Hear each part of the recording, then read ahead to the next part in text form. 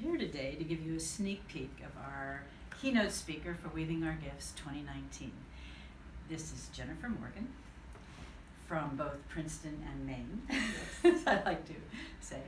And her passion is the universe and looking back into the history of the universe and seeing its implications for our lives together today and our spiritual lives as well. So I'm going to ask Jennifer to begin to share with us some of her most precious loves, just to give us a little idea of what she'll be talking to us about next year. Great. Well, thank you so much, Catherine. It's great to be here.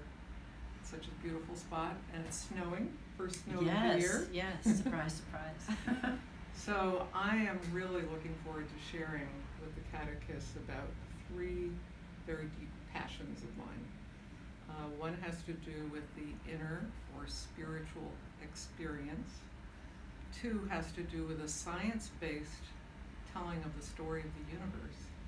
And the third has to do with storytelling itself as a way of teaching.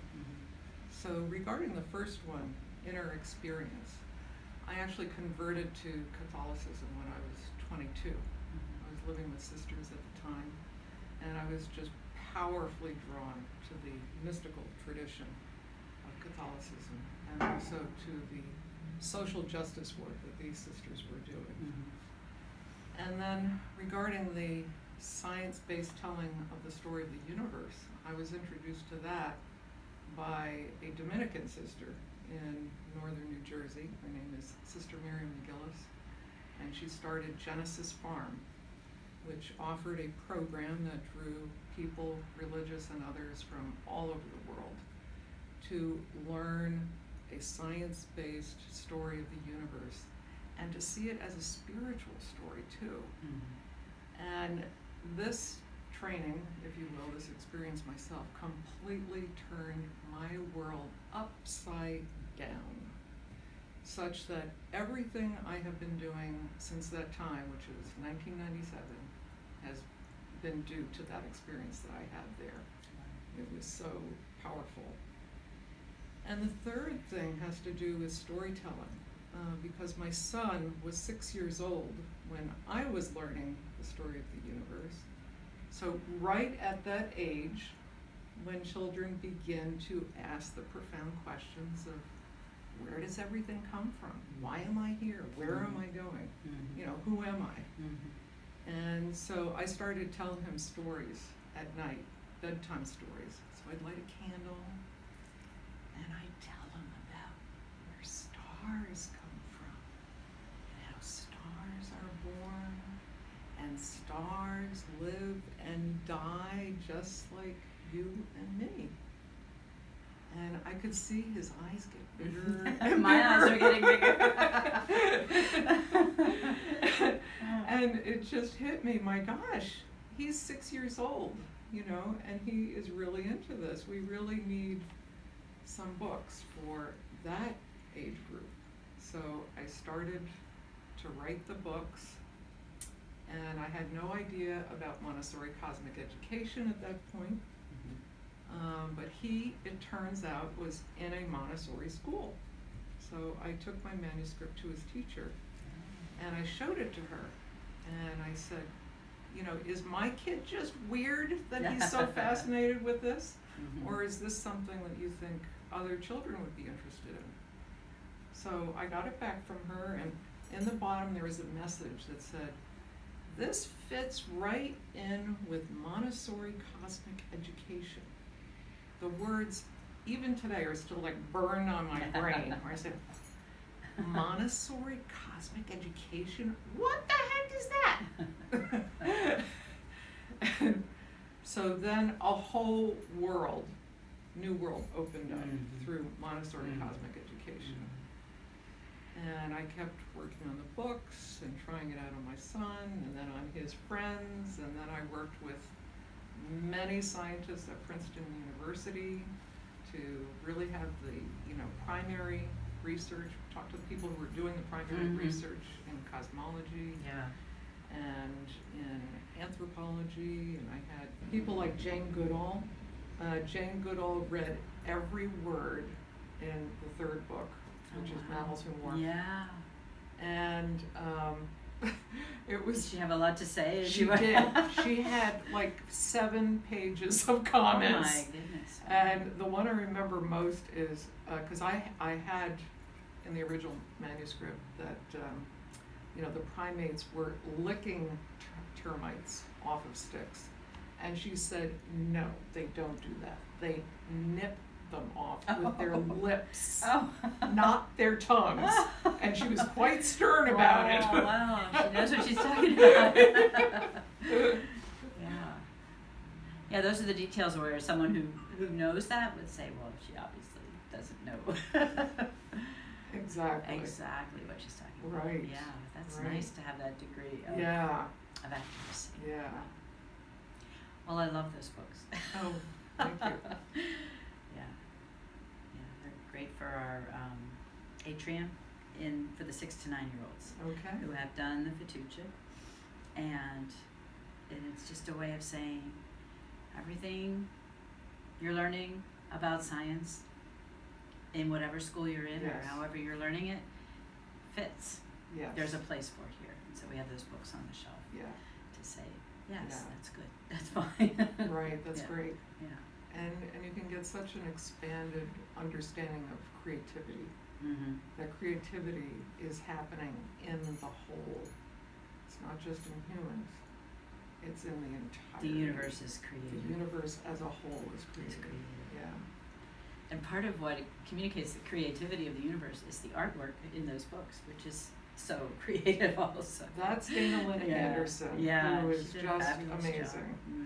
Yeah. Mm-hmm. Yeah. So that you were saying that's the storytelling piece of Yes. your passion, right? Yes, the story, because I find, well, first of all, I really pushed my own storytelling. Mm-hmm. And it started at Genesis Farm when I was still in the program, and we were given the assignment to tell the story in our own way. Mm-hmm. So I decided I wanted to do it in the first person, with me being the universe, so that I could really get that inner experience of oneness with creativity itself. And so I did the story, I did it very dramatically, and I was running around the room. There was one part where I actually gave birth. To what? To the universe? And, to yourself? Yeah, right, exactly. And after I finished, there was just dead silence in the room. And I thought, oh my God, they are definitely going to kick me out. This is it, I'm done.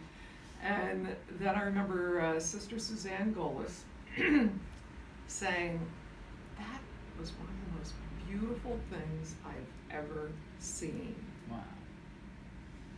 And beauty was not in my mind, when I created it, not at all. For me, it was all about this experience of oneness, with the source itself. And for her to say beautiful was just, it just hit me. And then I realized, oh my gosh.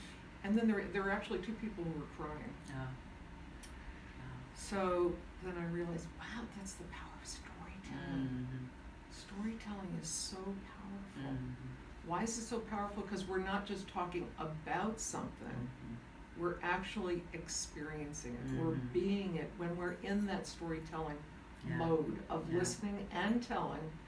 And remember, Maria Montessori says that storytelling creates this sense of communion between the teller and the listeners. And that is so true. And I have been doing this, oh my gosh, how many years is that? 21 years? I've seen it with thousands and thousands of people. That storytelling helps you to experience and feel it.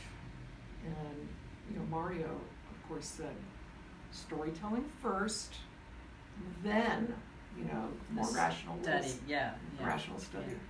Yeah. But storytelling first, Mm-hmm. because that's what gets you excited. Mm-hmm. That's where you engage everything. And fall in love with it. Yeah. Yeah. So one of your workshops, you'll give two keynotes, and on Saturday a workshop, and that workshop will be about storytelling itself. So Yes. for all of us who would like to improve our storytelling, and I'm one of those people, will have an opportunity to work on that. Exactly. With you.